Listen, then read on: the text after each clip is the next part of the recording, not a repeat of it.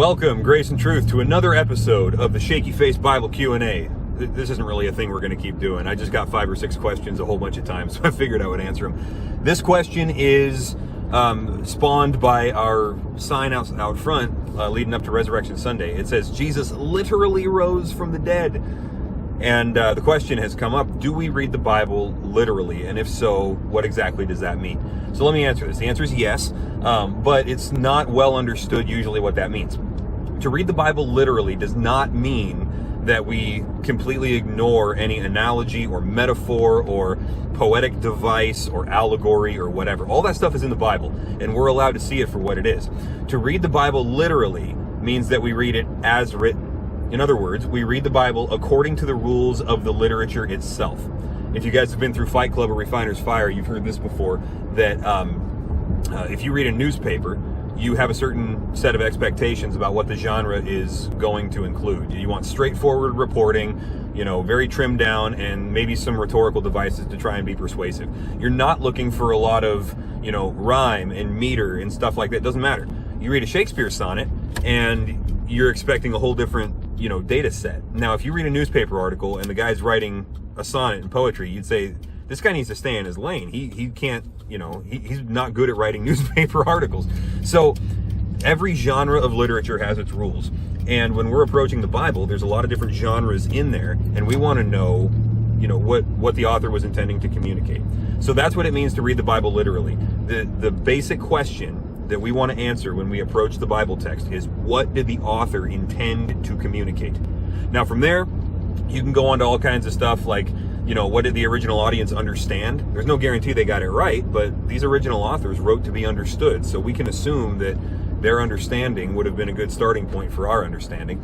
And then sometimes it gets a little more complicated from there. You take, for example, Jesus, when he's speaking in the Gospels. You have Jesus, and then you have, let's say, Matthew, who's writing it down, as who writes a record of it. Well, is the original messenger there Jesus or Matthew? Well, the answer is both. So what did each of them intend when they said it, or when they wrote it?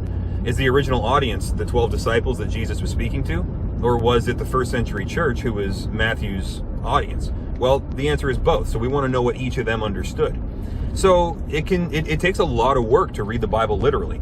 A lot of people, when they talk about reading the Bible literally, what they usually mean is, do you read it, and then the way that it hits you the very first time that you read it, that's what it means? Is that how you read the Bible? And that's not reading the Bible literally. That's reading the Bible lazily. You see, sometimes God calls us to pursue him with our minds, and we got to investigate, man. We got to put in some elbow grease into understanding our Bibles to answer the question, what did the original author mean? We're removed by time, we're removed by language, we're removed by geography, we're removed from their context by culture.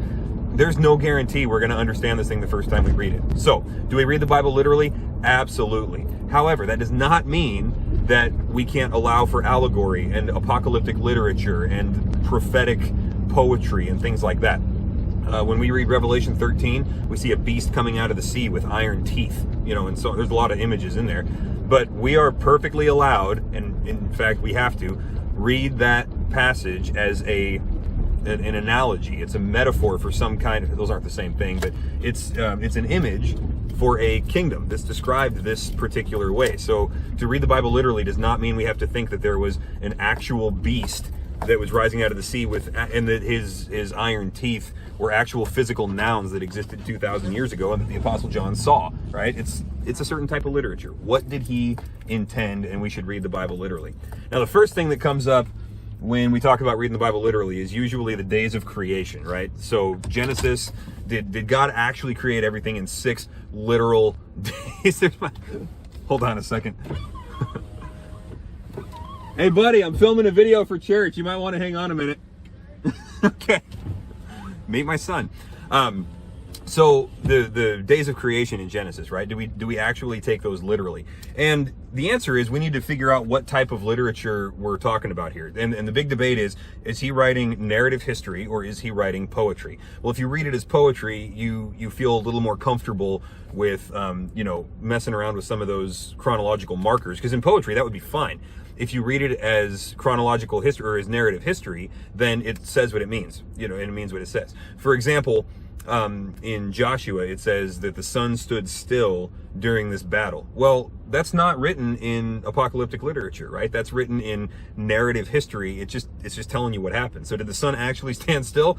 Yeah. I don't know how that looked. I don't know how it worked. I don't know how God pulled that off and what the people on the ground saw, but that's the way it went down, because that's what it says, and the author communicated that in a very specific way.